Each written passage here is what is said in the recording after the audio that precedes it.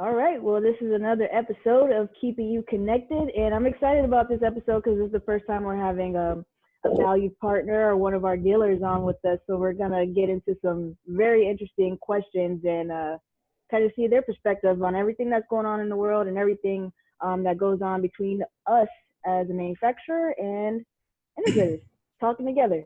So welcome back, everyone. Let's go around. I'm Alicia from Access Networks. We have Brian from Worldwide Stereo. Brian, how you doing? Hello. Thanks for joining us. I'm doing well. Thanks. Thanks for having me. I mean, you guys know Bryce. He's been here a couple of times. You know the man.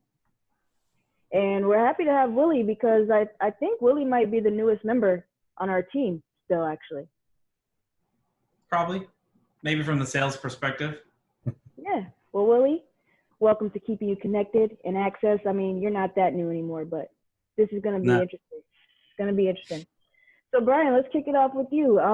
Give us a brief overview of who you are, what you do there at Worldwide Stereo, and what the company is overall for people who don't know. Okay. My name's Brian. I'm from Worldwide Stereo. We are out of Hatfield, Pennsylvania.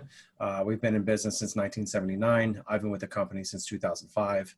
I'm currently their technical field supervisor, which means I'm charged with leading our installation team, both in our day-to-day activities as well as creating guidelines for them for the products that we support, and charged with training and everything else along those lines. Like I said, I've been with them since 2005, and I started with them as store support. Went into project management, then went into was a senior project manager. Then I went into being a field technician, focusing on programming both networks and our larger control systems. And as of September is when I jumped into my new position. Nice. So you kind of like it there. Yeah, been there. Whenever I say 2005, I'm like, wow, that keeps getting longer and longer. Yeah. 20 years ago. Yeah. I said I could tell you about 2005, but I would probably age you guys on that. So I won't go there. But Willie, What are you saying? I'm saying that I'm younger than you guys on the phone. That's right. So 2005, I was in high school. I didn't even graduate high school yet. Wow. But anyways, yeah. All is over. Yeah. But Willie, let's give you a chance to kind of talk to the people, tell them about your position here at Access. Let them get a chance to know you as well. Yeah, I've been in the industry coming up on close to 2 decades now. Done a little bit of stuff, a little bit of everything. So I've been in the field. I've done installs. I've pulled wire. I've been on the tech side, the training side, the sales side, multiple companies. But happy to be here because networking, man, that's where it's at. None of this stuff works without networking.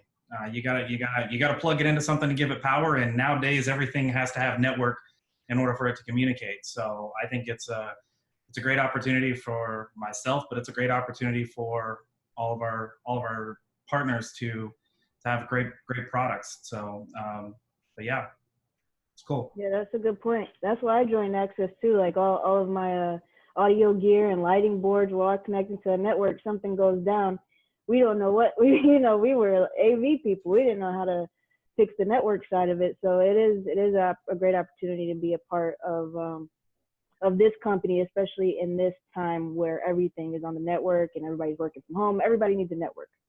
So Glad to have you, Willie. Can't wait to actually hug you and grab a drink soon. Yeah, absolutely. All right, so Bryce, you've been with the company the longest. You're the boss, and we're gonna dive into the partnership between Worldwide Stereo and Access Networks. How long has this partnership been fostered and be coming together? From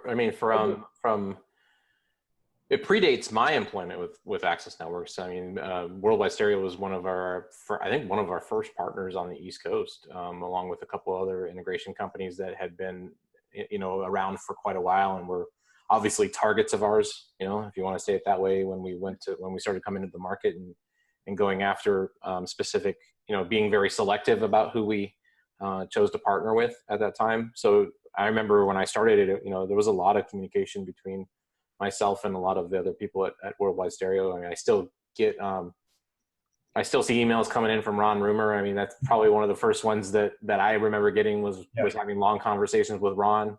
Cause I think he's more on the sales side. So he's doing a lot of the upfront talking to clients and that kind of stuff. And then Tim and now I see a lot of emails with Brian's name on them. So, and then obviously our rep out there is the one who brought us in and took us to meetings with those guys. And, it's just been a great partnership. I think we've had our ups, we've had our downs, like all partnerships, but more ups, a lot less downs. Oh yeah, a lot of ups. And great commitment on both ends, I think, from both companies to make sure that it works. So it's been really good. Yeah, the earliest I saw us was 2012 was I think when we kind of started together, and that kind of ages us. It's almost eight years, and so it's been very interesting and very beneficial on our end. Yeah. And you mentioned you said something there, Brian. It's been beneficial. What's been some of the upsides of being a partner with Access Networks? I mean, the whole reason we met with Access Networks to begin with was we were working a project in Miami, and I was at CEDIA with Bob, and we were meeting with another integrator just to kind of talk about what Miami was like, because we're an East Coast company. We're on the Northeast coast, so we're from the Philadelphia metro area. But pretty much if someone asks us to do a job, we'll try and go do it. So when we got an opportunity to do a compound in Miami, we took the opportunity to do so. And when we had a meeting with another integrator down in Florida, they suggested, talking to Access Networks in regards to Wi-Fi, because it's a completely different animal down there because of the construction of being buildings made to sustain hurricanes, where we're not as concerned about that, or it's an area that's full of RF interference from all the boats in the area. It's not something being, landlocked we have as much of an issue with. So that's kind of what started our relationship, was a solution. We were preparing ourselves for a problem, and we reached out to someone that could help with it. Cool. Well, we're glad that we could step in and build such a strong partnership that's led up until today. So as we're talking current events, and we kind of talked the history of us growing together, how has business changed currently, with COVID happening? Have you seen clients having a strain on their network more, especially since everybody's working from home? How has Worldwide Stereo been reacting to what's going on currently? So we've definitely seen the strain in people's networks, and the most interesting one is all the clients that we've had a network in their house since like 2012, that bought a great network in 2012 and have been, on the fence of updating and just didn't want to move forward just yet. But this has kind of forced it into their forefront and gone, okay, now that I'm really straining my network, my kids are at home, they're doing online schooling, I'm on, a Zoom meeting with 5 other people, and we're getting cut out. And, I have access points from 2012, and they're seeing that strain, and it kind of that fire that ignited them to go, okay, I really need to see this as a necessity at this point. Everyone always kind of looked at the network as, especially in our part of the industry, as another thing that's there. It's not exciting like the speakers are exciting, or it's not exciting like a 120-inch 235 screen with a awesome projector with leather seats and all that. Everyone can bite into that and really enjoy it. But the network, you're just like, oh well, it just should be there and it just should work. I don't see what's important about it, until all of that is necessary. Every little part of it is necessary for what you're doing on a daily basis now. A lot of critical calls that we've gotten from people is for their kids doing schoolwork. A lot of them have just been concerned about them in their virtual learning environments. So a bunch of like service calls, like we've been doing a lot of off-site work where we've been walking customers through how to troubleshoot either basic ISP issues or systems that we've installed for them. For one customer, I utilized a live monitoring service, TeamViewer, FaceTime, and VPN all at the same time to try and walk him through something. And the only benefit was that we had a network that could handle all of those things. I was attempting to help him install a new PTZ conference camera in his home that had to then also stream to his control system and then stream to his security cameras, which he then had to be able to control remotely. So you think, oh, we're just putting a camera in, and then you just think all the other things that have to go into that. Yeah, it's very different when you suddenly have to start thinking about doing those things remotely and guiding somebody through it than doing it yourself. Not only that, but as you mentioned earlier, Brian, the reality is that when your kids are home, they get home from normal life and they go to school and they get home and they're on their games and they get cut off the internet. You're kind of like, ha, yes, they got cut off the internet so that they can actually pay attention to something else. But when they're on the internet because they have to be at school, much in the way all of us have to be at work, it no longer becomes a laughing matter in a lot of respects. It becomes something that's very serious, and they can't do the things that they need to do because they don't have access or they're falling behind because of that. It becomes a necessity, and Access Networks has preached that for a long time, that internet is like water, or internet is like electricity, or internet is like plumbing in your home. It's a necessity, and I think this if you want to look at the silver lining for us as a company, this significant worldwide event has created a kind of an amplification of what that necessity is, and how people are going to have to deal with it in the future. There's a lot of companies right now that are talking about 50 to 60% of their workforce is not going to go back to an office. Yeah. They're just going to stay home and continue to work from home because of the advantages that it creates for both the person and for the company.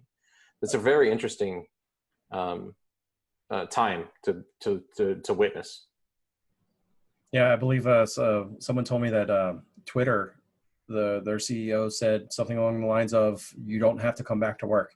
If you want to stay at home to work, you can always stay at home to work from now until whenever you're comfortable coming back. And that's huge. Yeah.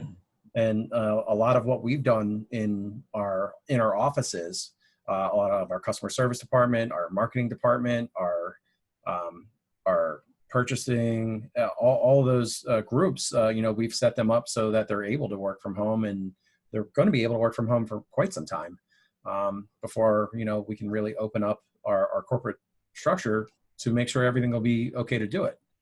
Yeah, I don't know about you, but if you haven't driven on a freeway lately, it's glorious. Oh, so if there's a reality where 50% of people only go into work 50% of the time, I am all for it, because I drive through 2 school zones to get to work, and my drive time has gone from like 25 minutes to 12. Yeah. Because the schools aren't there, and there's no other people on the road except for that one guy that always cuts me off in the morning. There's still one guy that always still finds a way to be. It is Philly. Yeah. Where there's a will, there's a way, and they'll do it. Right. Well, something else that you said, Brian, or maybe this is Bryce, we're talking about like a silver lining. A silver lining for us has been people are recognizing how important the networks are, and a silver lining from an integrator perspective is that we're able to educate in this time, because we can't go to those sites. So you're walking your clients through how to do these things. So you're educating your end user as well. But since you can't go to the field, has there been some time for you and your team to actually get some training done? So we've used this time as a great time to really either reinforce a lot of training or just really ramp it up. When I took my position in September, one of my goals was to build a training program for my technicians. And my goal of 2020 was to get, all of my technicians comfortable with doing entry-level programming for our control systems and get at least 50% of them able to do our standard, unleashed APs to just be able to handle a single AP and a single installation, and then at least 4 of them to be able to do some of our higher end networks. Well, that was my goal for 2020, and I've hit that goal because we've been able to just excel at our trainings because we took the downtime that we had for the technicians because we had to pull them out of the field. I, as well as my 2 senior field techs, stayed on to maintain our customer base, but we also were able to create training programs for our installers. So all the things that we weren't able to do because we were busy doing business, all the things that we were like, you know what, I wish we had more time to do this. I wish we had more time to do this. Suddenly we found all the time, and they had all of the opportunity to take it. So I gathered up a lot of the online resources that our partners were putting out, because basically everyone was putting out training opportunities. Everyone was putting out some kind of meeting to learn about product or just to teach about something. And we coordinated that a lot with our buying group, ProSource, had actually started a beta program for a online university. Yep. We were part of it before the shutdown, but once we were shut down, we just amped up training there. We created modules online that said, okay, here's a network with a single AP. Here's the situation that you're going to go into, and I want you to program something. And what we were lucky with was, before we shut down our department, was I went around through our warehouse, grabbed as much open box product that I had. I brought product from my house. I brought in old remotes from my house. I brought in an APs. I dug old routers out of our recycling. I just grabbed any product that I could, and I just looked at everyone and said, what do you want to learn? So either you became a total kleptomaniac, yeah, or you were setting up a training program, one of the two. Yeah, one of the two, but they're all on a receipt. So, you're safe. So I'm okay. But yeah, I just went around grabbing and asking all of my installers, what do you want to learn? Because now's going to be your opportunity. And they all came back to me as I want to learn this. I want to learn this. And one of the biggest things was networking. One of the biggest things was they saw how much that is a core of what we do, and wanted to make sure that they were stronger when they went back in the field with it. So we made sure to focus on that. And my 2 field techs, my 2 senior field techs, Noah and Ben, I helped create the idea for it, but they went forward and really worked with them individually to make sure that they were pushing forward, that they were passing, the tests that we made for them. So it was really quite interesting. And we utilized, like I said, that ProSource U as a hub for all that, because it was a program that we could upload content to, and then our installers that were at home could access it any time. Right. And when they were done their programming assignments, they could upload them at any time. And then I'd get an email and it'd say, okay, this person did this, check their work. The other thing we did was I built 2 racks out of, again, just whatever equipment I could find, and said, okay, here's all the equipment that's in these racks, program them blind. You can't do anything. These are all the attachments. Go from the beginning to the end. And when you're done, send me your file and I'll upload them. So we did that with our gateways. We did that with unleashed access points. We did it with zone directors. We did it with our control systems. We just took it as an opportunity to really up our game.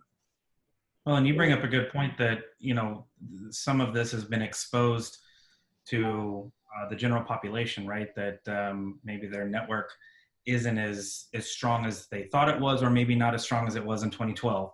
Yeah. But even now, you bring up a good point about, as the integrator, maybe the integrators are realizing, or even some of the techs in the field, how important it is to have the training, the education, and even to have a good partner with the right products, so that you're not coming across these issues as much as some of the other solutions that may be out there.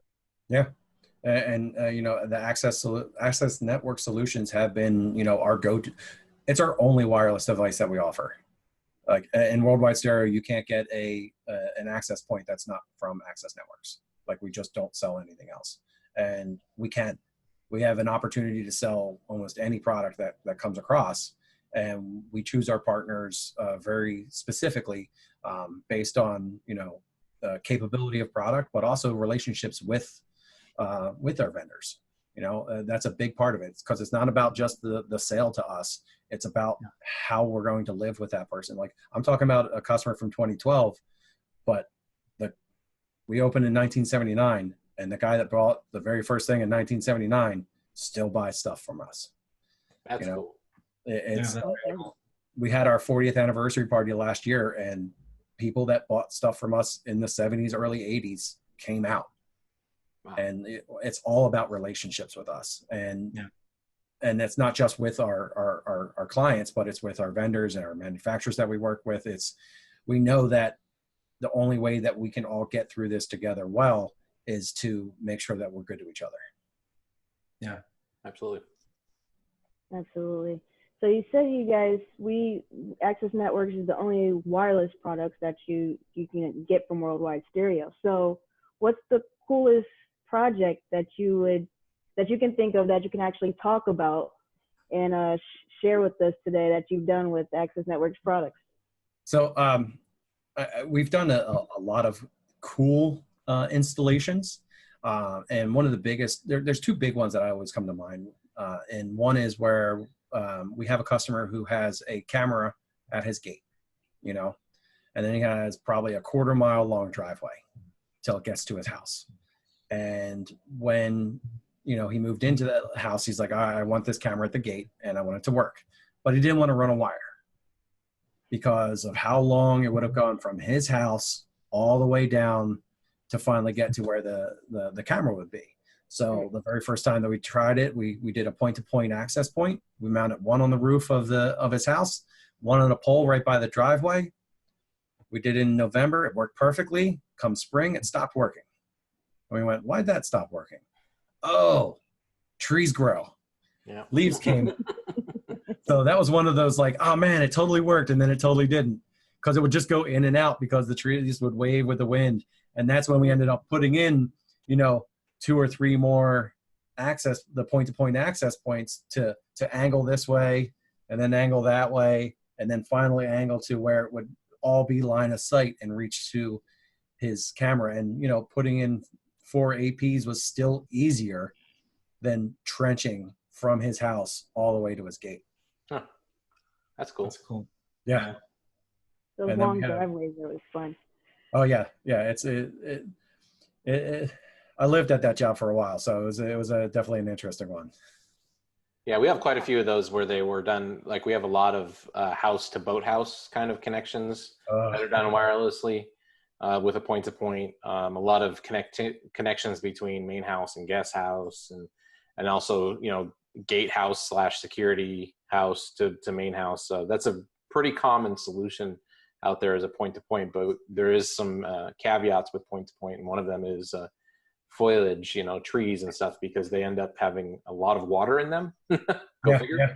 And that water does not like to pass RF energy. So no, line of sight. It's kind of like the old satellite days. Yeah, we would always run into and get in service calls whenever there was a storm because the tree was always going in front of the satellite dish. And so that was where these service calls started too. Is like the trees would just dip in front of the AP.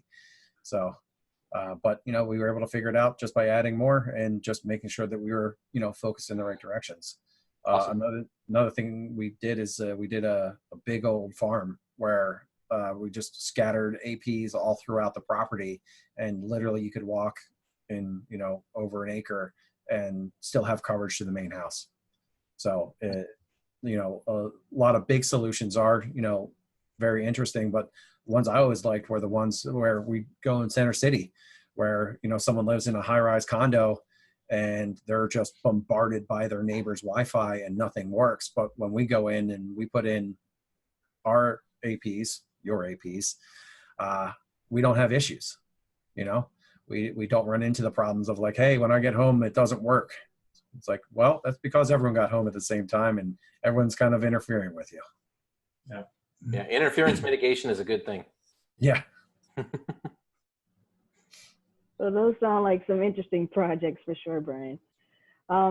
Before we wrap up, let's leave off with what's your favorite Access Networks product? So I can't pick just one, but I'll pick two. I'll pick two that I really like. All right. One is the A610. It's been the go-to problem solver. You know, it really works in multi-dwelling units. It really works well, and like I just want to replace if I need to put in a single access point, and I had my druthers, it would be the A610 because I know it's going to hit all the beam patterns that I need. It's going to hit all the users that would possibly be interfering with things, and I just know that it gets the job done, and I don't have to worry about it. If we, you know, the 510 and the 320, yes, they're also great products, but I know that the 610, like, it's gonna be the one that gets it done. The secret little sleeper that I really like is the access point enclosure. I think it's totally underutilized. That unfortunately the A610 does not fit inside of. I know. That's why you had to have two of them. Yeah. Two favorite products. I think coming from, you know, a company that deals a lot with design, you know, we have a designer that works with us, you know, we have one on payroll. We are concerned a lot with how the aesthetic of the house is. You know, that's a big part of what we do, isn't just making sure that it works, but making sure that everyone's okay with how it looks when it works. Mm-hmm. And those enclosures with they just work well.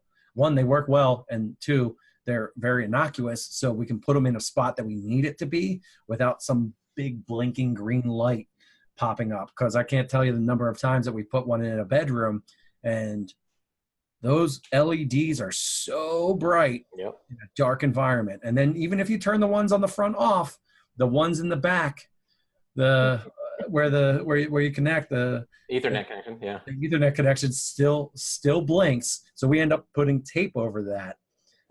Because you can't turn that one off. So. Well, you can, but then the AP doesn't work. Yeah. The only way to turn it off is to unplug it. So. Oh goodness.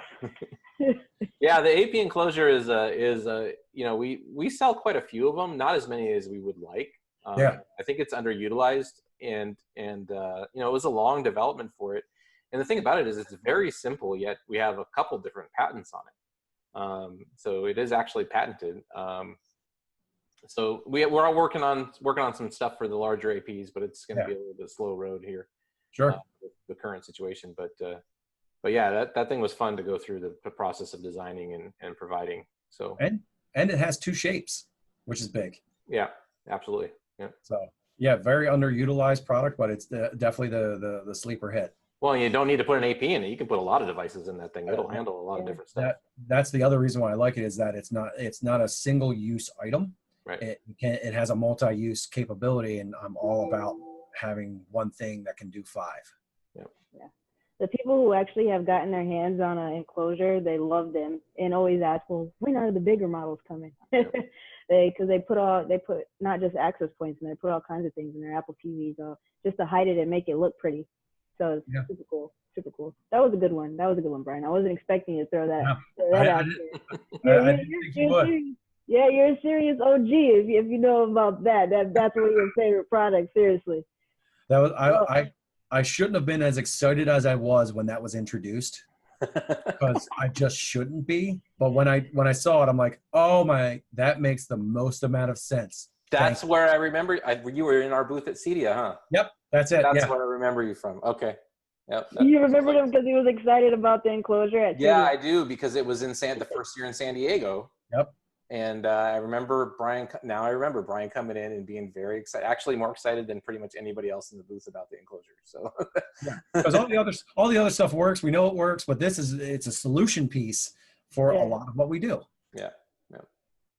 That's excellent. I love when people get excited about this stuff like we do.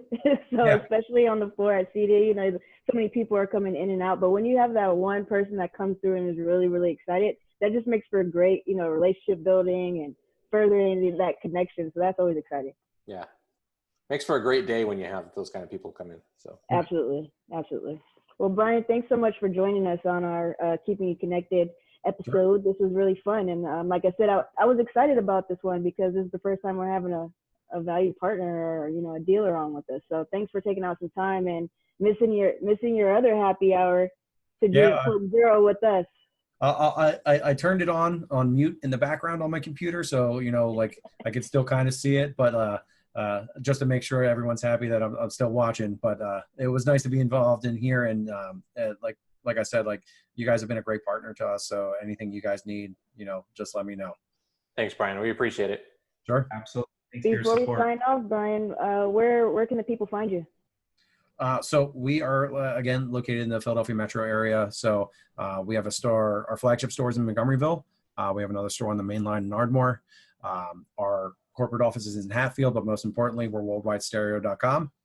We do a lot of internet sales. And that's really one of the big things I've been pushing of what we do right now is that since people can't go shopping locally, they've been buying a lot online. And actually, we've been doing a lot of local delivery too. So we'll do a lot of contactless delivery and a lot of the offsite stuff that we do. I'm even been doing, we've been doing free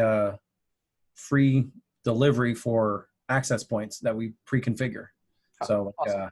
We'll pre-configure an access point on Twitter. Yeah, we'll pre-configure an access point, send it out to them, and get it going. Yeah, awesome. So, Awesome. by any means necessary, we'll get products in your hand Sounds good. safely. Willie, where can the people find us, Willie? Do what? Where can the people find us? How can they connect with us? Oh, you can go to accessnetworks.com. You can go there to find plenty of information. But if you're not sure who to contact or what individual, I would say the easiest way to get connected with us is client services at accessnetworks.com. And we got a whole team of people ready to help you out. Yep. For sure. Absolutely. Willie's been drinking from the fire hose since he's joined our team. I don't know how he's got the canned responses down already. I got it down. I got it down. Yeah, he does. All right, guys. This was fun. It's always a pleasure, and we'll catch everybody next time. All right. Thank you. Thank you. Thanks, Brian.